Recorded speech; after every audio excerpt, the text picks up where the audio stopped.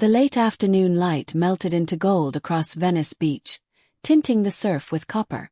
The boardwalk hummed with music, street drummers, skaters grinding rails, tourists with melting ice cream cones. It was one of those Southern California evenings that felt endless, caught between sunlight and neon. She sat near the lifeguard tower, a young woman in a wheelchair, sketchbook balanced on her lap. Her name was Emily Carter, 22, pale skin brushed pink by the sun, her blonde hair tucked under a Dodgers cap.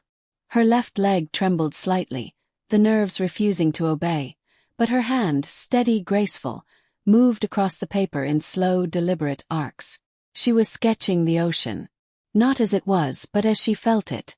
Angry, heavy, bruised with memory. A trio of young men on skateboards rolled past her, laughter spilling out like beer foam. One of them, shirtless, tanned, probably 19, nudged another. "Yo, look at this," he said. "She's painting waves like she's got any idea what surfing feels like." They laughed. The kind of laughter that's sharp, not born of humor but insecurity. Emily kept drawing. She'd learned to survive noise. She'd learned to look right through it. But the third guy, tall, wiry, with an LA tattoo creeping up his neck, kicked his board closer. "Hey," he said, squatting in front of her. "You ignoring me or what?" She blinked once. "I'm busy." The boy smirked, gesturing to her chair. "Busy? You ain't going anywhere, sweetheart." Something cold flickered behind her calm. Her voice dropped. "I'm not your sweetheart." The group howled. The one in front of her pretended to bow. "My bad, Picasso. Keep drawing your little ocean." He snatched the page before she could stop him, the wind catching it, sending it fluttering down the sand. That was when the bikes came. 3 Harleys, black and chrome, rumbling like thunder from the parking lot. The sound turned heads all along the boardwalk. The skateboarders froze as the bikes rolled closer, their engines growling low and menacing, the smell of gasoline cutting through the salt air. Emily didn't look up. But the sound, deep, mechanical, alive, made her heart skip. The riders stopped beside her. 3 men, their faces shadowed under helmets. The tallest killed his engine, stepped off, and in the heavy silence that followed, pulled off his helmet. He had the kind of face that seemed carved from something hard, weathered skin, close-cut beard, eyes the color of dark honey. He looked at Emily first, then at the boys, whose laughter had vanished completely. "You bothering her?" His voice was calm, almost polite. The skater with the tattoo tried to smirk, but his voice cracked. Just talkin', man." The biker took a step closer. His jacket creaked, black leather with faint silver embroidery near the sleeve. "Sinaloa MC. I asked if you were bothering her." The smallest of the group stammered. "Nah dude, we're, just. You tore her drawing." "Didn't mean to." The man turned to Emily. "You okay?" She hesitated. Her pulse trembled in her throat. "I'm fine." He nodded once, then looked back at the skaters. "Pick it up." They scrambled down the sand, chasing the paper, brushing it off, hands shaking as they returned it. The biker took it, smoothed the creases, and placed it back on Emily's lap with surprising gentleness. Then he looked at the boys again. "You see her out here, you show respect. She's family now." "Family?" one of them blurted. The man smiled faintly. "Yeah. You got a problem with that?" "I didn't." They were already gone, boards tucked under their arms, running toward the parking lot. The beach quieted again, the hum of conversation returning in distant waves. Emily stared at the stranger. "You didn't have to do that." He shrugged, his accent soft but definite, border Spanish, slow and warm. "Didn't like the sound of their voices. I can take care of myself." "I saw that." He smiled. "You've got fire." She looked at him closely now. He couldn't have been more than 35, but there was something about him, an oldness in the eyes. The kind of man who's seen death up close and learned to stop flinching. "Who are you?" she asked. He extended his hand. "Name's Miguel Alvarez." She hesitated before shaking it. His palm was rough, calloused, the kind of hand that had built or broken things. "Emily," she said quietly. "Nice to meet you, Emily." One of the other bikers, a heavy-set man with tattoos running up his neck, spoke in Spanish. Miguel answered softly, then turned back to her. "You live around here?" She nodded toward the pier. "Near Main Street. My mom's apartment." He nodded slowly, gaze sweeping the ocean, the boardwalk, the fragile way sunlight touched her face. "You draw every day." "Most days." "What do you see when you look at the ocean?" She smiled faintly. "It keeps moving, even when everything else stops." Miguel looked at her as though the words meant more than she knew. "Yeah," he said softly. "That's true." They stood like that for a moment. Him beside his bike, her in her chair, the wind tugging at their silence. Then he reached into his jacket and pulled out a small folded card. "We run a mechanic shop down in East LA, he said. "If you ever need anything, ride, help, whatever, ask for La Familia Garage." She took it. "Thanks." He nodded once, put his helmet back on and started the engine. The sound rolled across the beach again, deep and certain. As they rode off, the crowd parted instinctively. Emily watched them disappear into the sunset haze, their taillights flickering like red ghosts. She looked down at her drawing, creased, smudged, but still beautiful. She took a pencil and, without quite knowing why, added a small detail in the corner. 3 motorcycles, barely visible, fading into the horizon. That night, as the tide came in and the moonlight turned the sand silver, Emily dreamed of engines and saltwater and the man who looked at her not with pity, but with recognition. And somewhere in East LA, under the hum of fluorescent lights, Miguel Alvarez sat in a backroom filled with ledgers and maps, speaking quietly in Spanish to a man with slick hair and a gun tucked into his waistband. "She doesn't know who I am," Miguel said. The other man's eyes narrowed. "Then keep it that way. The less she knows, the safer she is." Miguel nodded, but his gaze was distant, caught somewhere between duty and something he hadn't felt in years. Outside, engines roared. Inside, his hand tightened on the folded card, the same one he'd given her. In Venice, Emily couldn't sleep. She felt the vibration of something beginning, a change in the air, in her pulse, in the way the night seemed to listen. Tomorrow she'd return to the beach. She didn't know yet that her life had already changed, the moment the 3 bikes stopped beside her in the sand. Morning light in Venice was soft and deceptive, honey-colored, floating through marine haze that smelled faintly of seaweed and espresso. The boardwalk yawned awake with the shuffle of sandals, the crackle of speakers setting up for the day. Emily rolled down the ramp of her small apartment on Main Street, the wheels of her chair squeaking slightly against the cracked pavement. Her sketchbook was tucked in the pocket of her hoodie, her pencil clipped neatly beside it. Her mother's voice trailed out from the kitchen window behind her. "You be careful, Em. You know how those guys on the boardwalk get." "I will, Mom," she called back, forcing a smile. She lied easily now. Not because she wanted to, but because truth always made her mother's eyes shimmer with pity. And pity was the one thing Emily couldn't stand. The air was cool, still damp from the night fog. She moved toward the beach, the wheels humming beneath her hands. The ocean waited, glinting silver beyond the palm trees and street murals, its rhythm steady like a breathing giant. When she reached the same stretch of sand as yesterday, she paused. For a moment, it was easy to believe none of it had happened. The boys, the laughter, the bikes. But when she opened her sketchbook, the torn page was still there, creased and soft from the sea breeze. In the corner, those 3 small bikes she'd drawn the night before waited like a secret signature. "Back already?" a voice said behind her. Her chest fluttered. 'Twas Miguel.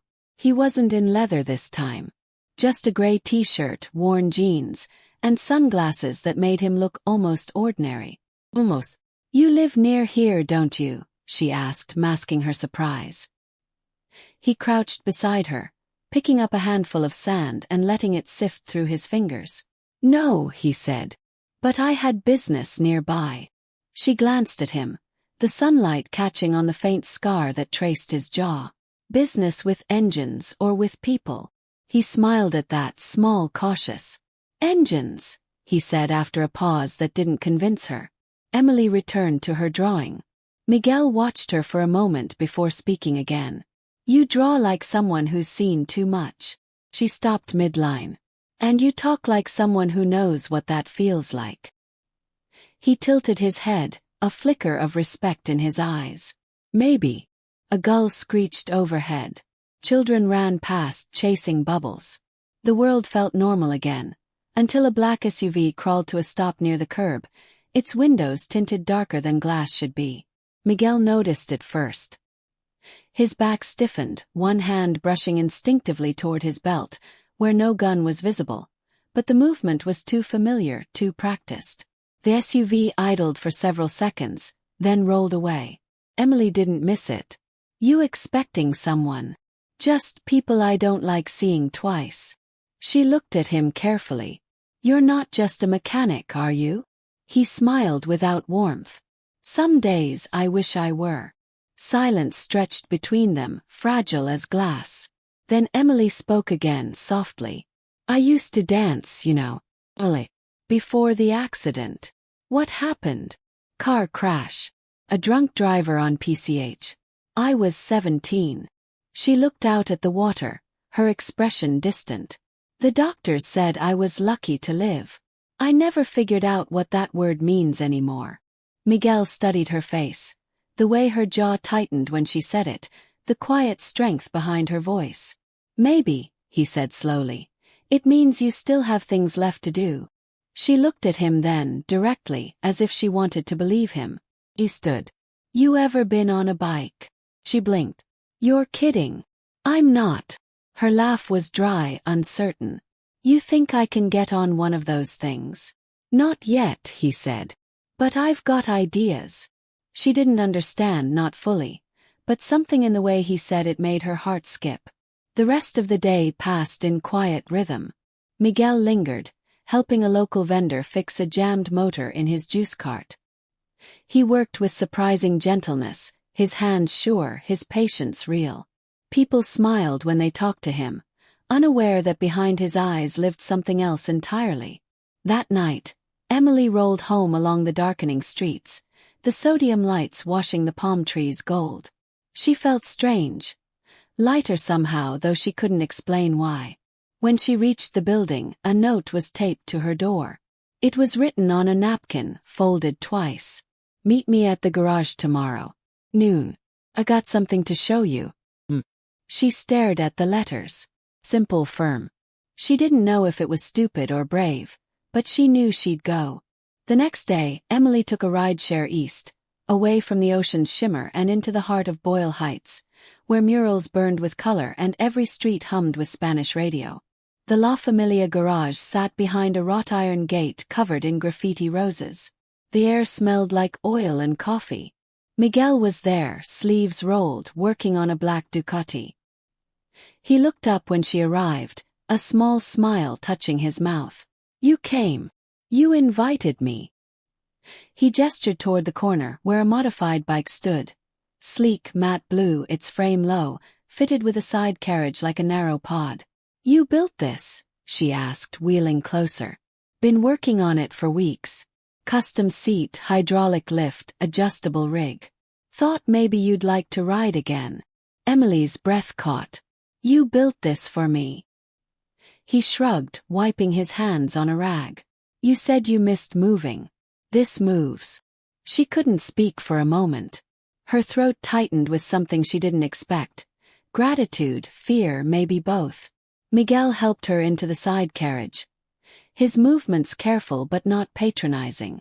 When he started the engine, the vibration crawled up through her legs into her chest, until it felt like her heart was beating with a machine.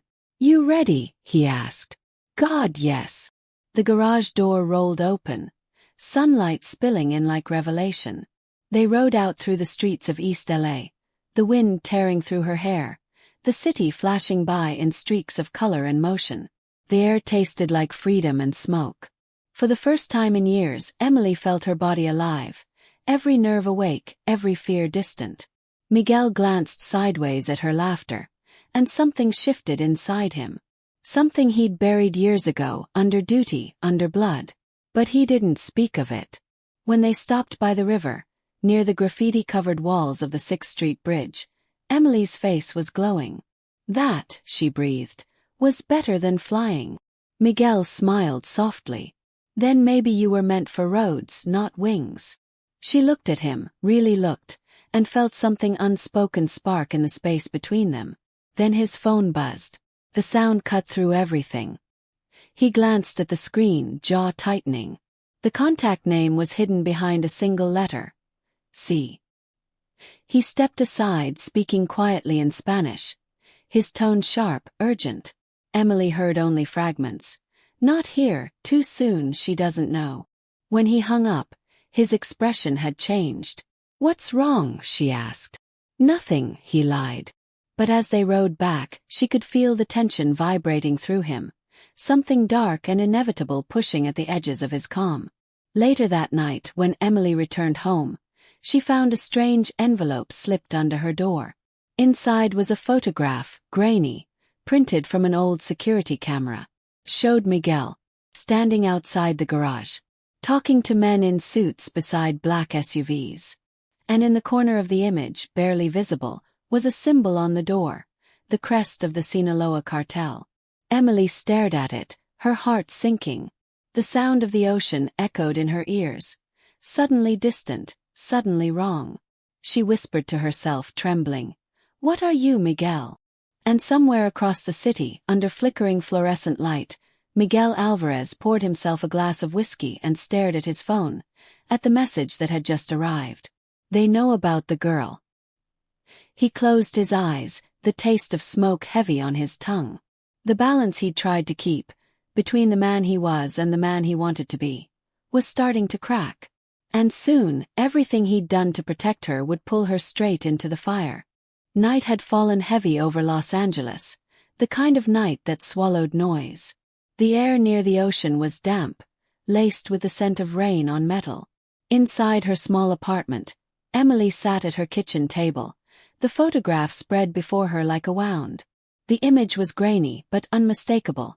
Miguel standing beside men with cold eyes and perfect suits, the Sinaloa Cartel emblem faint but clear on the garage door. She traced his face with her fingertip, searching for the man who'd built her a bike, who'd made her feel alive again. But the man in the picture looked different.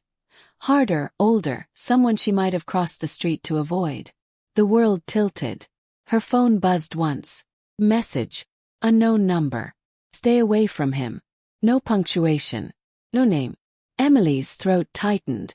She stared at the words until they blurred, then crumpled the photograph into her palm. The next morning, Venice Beach was quiet under a layer of fog. The waves broke softly, gray on gray. She didn't draw that day. She just sat waiting. And when Miguel appeared, walking across the sand in a dark hoodie, she almost didn't recognize him. His eyes were red-rimmed, his jaw tense. "You got my message?" he asked quietly. "What message?" He sighed, crouching beside her. "The picture. I should have explained. You think that's how this works?" Her voice shook, not from fear, but from something deeper, betrayal. "You just explain away the cartel." He rubbed the back of his neck, the gesture weary. "It's not what you think." "Then what is it?" He hesitated, and that hesitation told her everything. "Miguel," she whispered. "Who are you?" He looked at the ocean instead of her. "A man who owes a debt. And debts don't disappear, not in my world." "What kind of debt?" "The kind you don't pay with money." His voice had changed, lower, cracked with regret. Emily turned her chair slightly toward him, eyes hard. "You used me." "No," he said immediately, almost pleading. "I never." She cut him off. "Then why was I followed? Why did someone warn me to stay away?" Miguel's gaze flicked up sharp. "Who?" "I don't know. An anonymous number." He cursed under his breath, glancing around.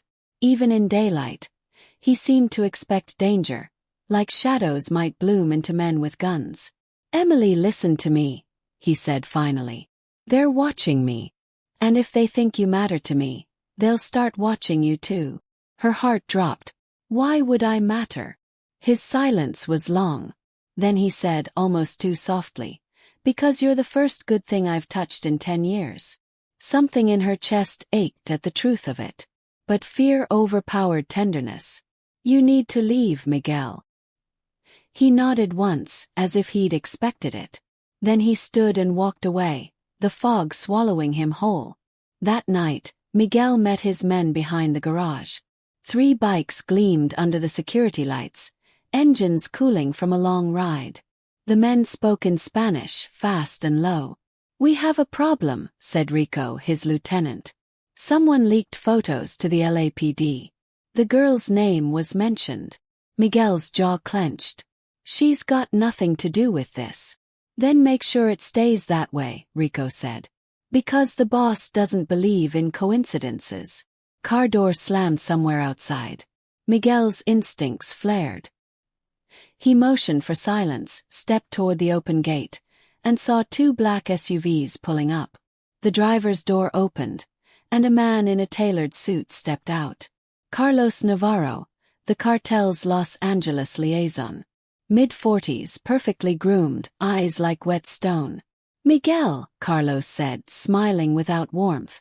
I hear you've made a friend. Miguel didn't flinch.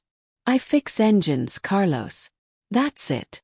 Carlos walked closer, his shoes silent on the concrete. Don't insult me. You think I don't have men watching that beach? You think I don't see the girl in the wheelchair, the one you ride with? He stopped inches away. You're getting sentimental. That's dangerous. Miguel's voice dropped. She's not part of this life. Carlos smiled faintly. No one who touches this life stays clean. You know that better than anyone. When Carlos left, Rico turned to him. You gonna protect her, boss? Or let her go? Miguel stared at the ground. I don't know yet. Days passed. Emily avoided the beach, the boardwalk, the places where his shadow might fall. But the city wasn't large enough to escape his memory. She saw him everywhere. The rumble of a bike on Lincoln Boulevard, the smell of gasoline, the way sunlight caught chrome. Her sketches changed. The ocean grew darker. The bikes became ghosts. On the 4th night, someone knocked on her door. 3 slow knocks. She froze, heart pounding. Emily, a low voice said. It's me. Her pulse trembled. Against every instinct, she unlocked the door. Miguel stood there, soaked with rain, a bruise spreading along his jaw. They came for me, he said. They think you're leverage. Her mouth went dry. What do we do? He stepped inside, shutting the door softly behind him. We leave. Tonight. She stared at him, trembling. You can't just run from them. I've done worse. He knelt beside her chair. You trust me. She hesitated, her breath shaking. I don't know. That's enough, he said quietly. Pack whatever you need. Minutes later they were on the road. Her in the side carriage, him gripping the handlebars, rain slicing across the night like static. The city blurred past in streaks of neon and fear. They didn't stop until they reached a motel outside Lancaster, the desert stretching wide and empty beyond the flickering lights. Inside, the room smelled of dust and old cigarettes. Miguel closed the blinds, checked the parking lot twice, then sat on the edge of the bed, his shoulders heavy. I wasn't lying about the debt, he said. Years ago in Mexico they took my brother. Said they'd kill him unless I worked for them. I did things I can't take back. When he died anyway, I stayed in the US to build something clean. The garage, the bikes. It was supposed to be redemption. Emily listened, her hands gripping the armrests until her knuckles whitened. And me, she asked. His eyes softened. You reminded me that I'm still human. That maybe I deserve something better. Silence. The rain eased outside. Emily's throat ached. And now they'll come for me. Maybe for you. She swallowed hard. Then what's the plan? He looked at her with something fierce, almost desperate. You trust me enough to ride again. She nodded once.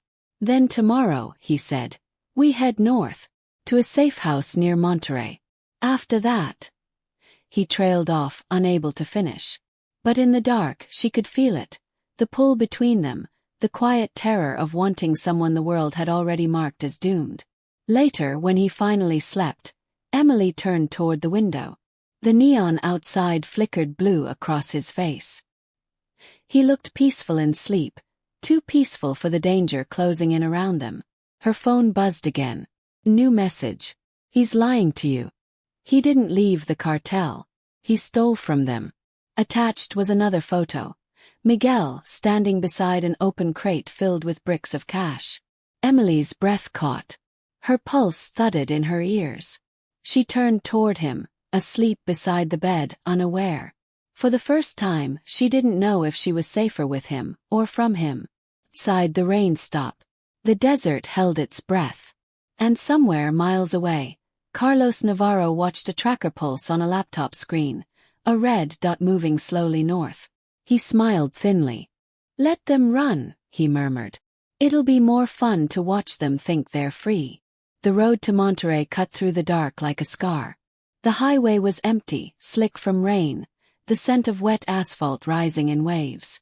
Miguel rode in silence, jaw tight beneath his helmet. In the side carriage, Emily clutched the frame with one hand, the wind whipping her hair back, eyes fixed on the horizon that refused to come closer. They'd been driving for hours, past strip malls and citrus groves, past the sleeping fields of the Central Valley, until the world around them began to blur into fog and exhaustion. When they finally stopped, it was near an old service station off Highway 101, long abandoned, its sign swinging weakly in the wind. Miguel killed the engine. The silence afterward felt enormous. Emily's hands were shaking. Why here? He looked around the empty lot. We're ahead of them for now. Needed a place to think. She stared at him, her voice hoarse. Think or hide? He didn't answer. Instead, he pulled a folded map from his jacket, spread it across the seat of the bike, tracing a route with his finger. We'll reach the coast by morning. There's a safe house in Big Sur. After that what? She interrupted. You disappear. Pretend none of this happened. He met her eyes. You don't understand how deep this goes, Emily. Then make me understand. Her voice cracked. I've been running from a body that doesn't work, from pity, from fear. And now I'm running for my life because of you. I deserve to know why. Miguel stepped back, his expression flickering between anger and shame. Finally he spoke. I stole from them. Her breath caught. Money. He nodded slowly. A shipment bound for Los Angeles. 5 million in cash. I was supposed to deliver it, but instead I moved it. Gave most of it away. Gave it away. To the people they broke, he said softly. Mothers who lost sons. Farmers who lost land. Kids who never had a chance. I thought I could balance the scales somehow. Emily stared at him, the words sinking deep. And they found out. Not yet, he said. But they will. They always do. The truth pressed down like the fog around them. Cold, inescapable. Emily looked away, her voice barely a whisper. And me? Was I just collateral? A distraction? He shook his head fiercely. No. You were the only thing that wasn't part of the plan. Something in his tone made her chest ache. They rode again as dawn broke, the fog thinning into a pale orange haze. The coastline appeared, cliffs tumbling into the Pacific, waves exploding against rocks below. It should have been beautiful. But every curve of the highway felt like borrowed time. Miguel's phone vibrated in his pocket. One glance at the screen and his stomach turned to ice. I found you. No name. Just those 3 words. He shoved the phone into his jacket and accelerated. By midday they reached Big Sur, where the redwoods swallowed the light. The safe house sat hidden among them, a weathered cabin with a tin roof and boarded windows. Miguel helped Emily out of the side carriage, his hands gentle despite the storm behind his eyes. Rest, he said. We'll move again tonight. She looked around the cabin, the dust motes floating in shafts of light. Does anyone else know this place? He hesitated. Only Rico. Rico, she repeated. The one from the garage. He nodded. Emily didn't notice the small shadow that flickered across his face, the doubt he didn't dare voice aloud. That night, rain came again, drumming against the roof. Miguel stood by the window, watching the trees move like ghosts. Emily sat near the small fireplace, sketchbook open on her lap. She was drawing him. He turned when he noticed. You always draw the things you shouldn't keep. Only the ones I can't let go of, she said softly. Something unspoken passed between them. Something electric, fragile. Miguel crossed the room, kneeling beside her chair. You don't know what you're doing to me. Her voice trembled. Then tell me. He leaned closer, his hand hovering near her face, not daring to touch. If I let myself. The sound cut him off. Engines. Multiple. Low, distant but coming closer. Miguel's entire body went still. He grabbed his gun from his jacket, motioning for silence. The rain masked their approach, but the vibration was real. Bikes and SUVs crunching over gravel. Emily's breath quickened. Miguel. Stay down, he whispered. Don't move. Headlights flared through the trees. Shadows spilled across the cabin walls. Miguel stepped outside, gun raised. His silhouette framed in lightning. A voice called out from the dark. Miguel Alvarez. Step away from the girl. It was Carlos Navarro. I told you, Carlos shouted. Sentiment is a weakness you can't afford. Miguel's voice cut through the rain. She's not part of this, Carlos. Carlos laughed. Then why are you standing between her and my bullets? Miguel fired first 1-2 shots into the dark. The woods erupted in chaos. Bullets shattered glass, splintered wood. Emily ducked, covering her head as shards rained around her. Miguel moved fast, tactical, his body low, each shot deliberate. He dropped 2 men before a third bullet grazed his shoulder, spinning him back into the doorway. Emily screamed his name. He turned, blood blooming across his sleeve. We have to go. He grabbed her chair, shoved it toward the back exit, his breath ragged. Outside, the rain turned everything to mud. They reached the edge of the trees just as headlights cut through again, 2 bikes blocking the path. One of them was Rico. Miguel froze. Rico, what are you doing? Rico's face was unreadable under the helmet. I told them where to find you. Miguel's stomach dropped. You sold us out. Rico's voice cracked. They said they'd kill my sister. You understand that, don't you? Miguel took a step forward, his voice low. You could have come to me. I did, Rico whispered. But you were too busy saving her. Carlos appeared behind them, stepping out from the rain, gun gleaming under the light. It's over, Hermano, he said. You can't run forever. Miguel turned slightly, enough to block Emily with his body. Let her go. She's innocent. Carlos smiled thinly. So was your brother. Remind me how that ended. Miguel's eyes burned. If you touch her. Carlos raised his gun. The shot cracked through the night. Emily flinched, but it wasn't Miguel who fell. Rico's body hit the mud first, a clean hole through his chest. Carlos hadn't hesitated. Loose ends, he muttered, lowering the gun again. Miguel fired back 3 rounds fast. Carlos stumbled, 1 bullet tearing through his leg, another grazing his arm. He fell, clutching his side. The forest was chaos again. Gunfire, shouting, engines revving in the dark. Miguel grabbed Emily's chair, pushed her down the narrow trail toward the cliffs, the ocean roaring below. They were cornered. Stop, she cried. There's nowhere to go. Miguel turned to her, rain running down his face, blood mixing with water. Then we jump. Her eyes widened. You're insane. He smiled, a wild, broken thing. Maybe. But if they catch us, they'll make you suffer. I won't let that happen. The headlights closed in behind them. Voices shouted in Spanish, closing fast. Miguel knelt beside her, hands gripping hers. You trust me? Her heart pounded. Yes. He kissed her then, brief, desperate, the kind of kiss that feels like goodbye.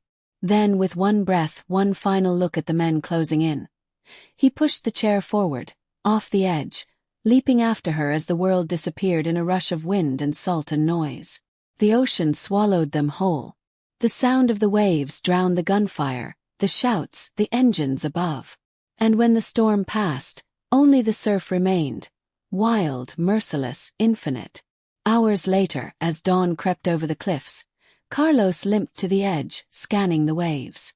There was no sign of them, no wreckage, no bodies. He turned to his men. Find them. But deep down he knew the truth. Some debts can't be collected. The ocean was merciless that night. The waves broke with the weight of gods, dragging metal, salt, and breath into the black beneath. The world above had vanished, engines shouting, bullets, all swallowed by the roar of the Pacific. Then, from the undertow, a flash, white foam, the broken wheel of a chair, the arc of a hand clawing for air. Emily surfaced first. Her body convulsed, lungs screaming as she gasped for oxygen. The cold was so deep it burned. She could barely move her legs, barely think, but she felt arms around her, strong and steady, pulling her toward the light breaking somewhere ahead. Miguel. He dragged her through the surf until the current weakened and they collapsed onto wet sand. For a long while neither spoke. Just the sound of their ragged breathing, the hiss of rain softening to mist. When Emily finally opened her eyes, dawn had started to bleed across the sky, orange and violet streaks through low clouds. She turned her head. Miguel lay beside her, face pale, blood mixing with seawater along his temple. Hey, she whispered, voice shredded. You can't die yet. He opened his eyes slowly, a faint smile touching his lips. Wasn't planning on it. She laughed. Broken, disbelieving, alive. They'd washed up somewhere south of Carmel, where cliffs met sea and the world smelled of pine and salt. Miguel pushed himself up, wincing as his shoulder throbbed. We need to move before daylight. They'll send people north. Emily looked toward the highway far above, empty in the distance. Move where? We have nothing. He reached into his soaked jacket and pulled out a small waterproof pouch. Inside, barely protected, a folded map, a lighter and a flash drive. What's that? She asked. He looked at it a long moment. Insurance.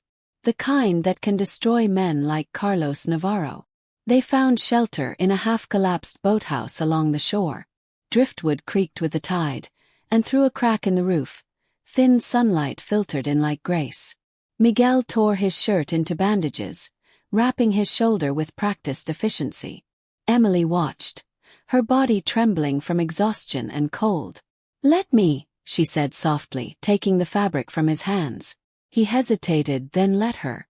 Her fingers brushed his skin, warm, rough, scarred, and he inhaled sharply, not from pain but from something deeper. You've done this before, she murmured. He nodded. Too many times.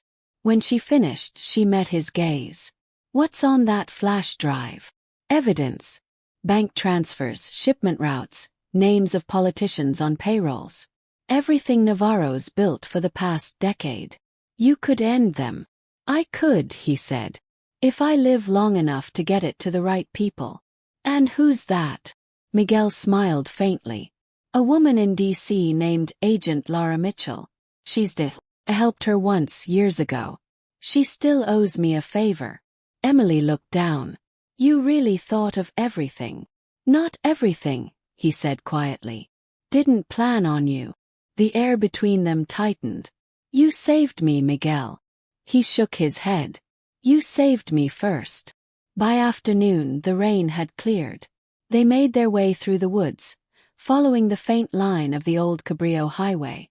Miguel walked ahead, scanning the hills, while Emily pushed her chair through uneven ground, breath shallow.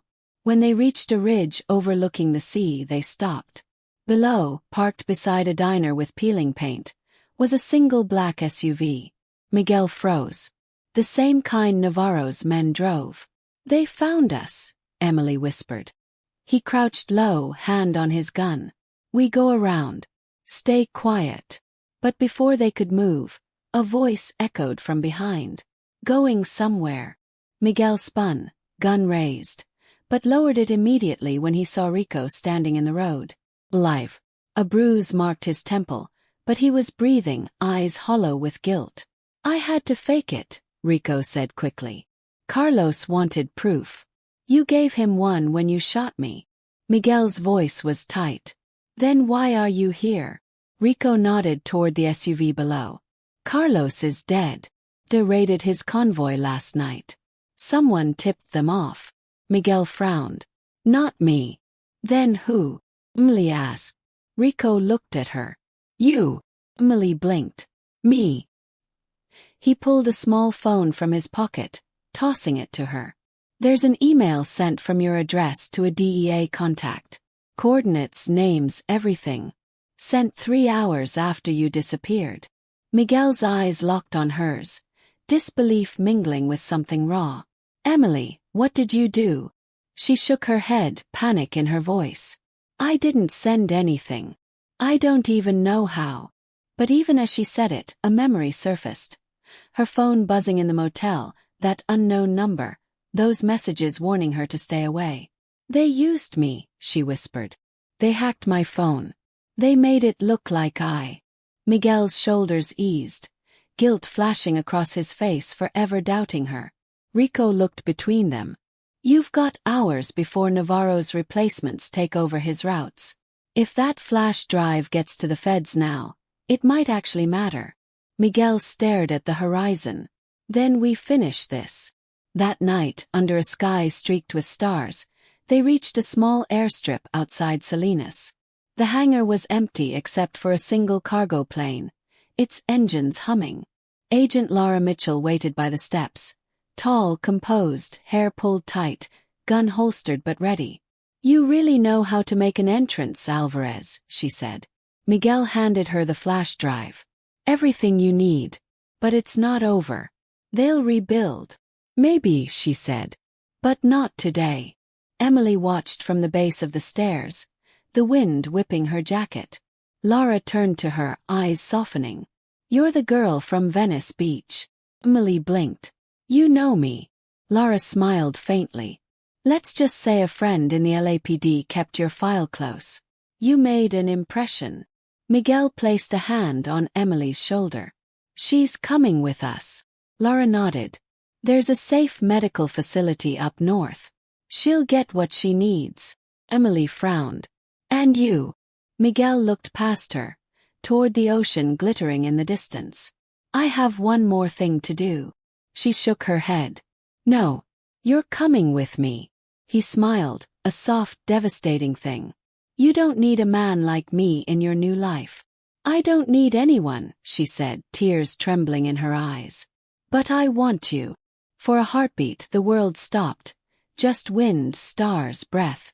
Then he leaned down, pressed his forehead to hers.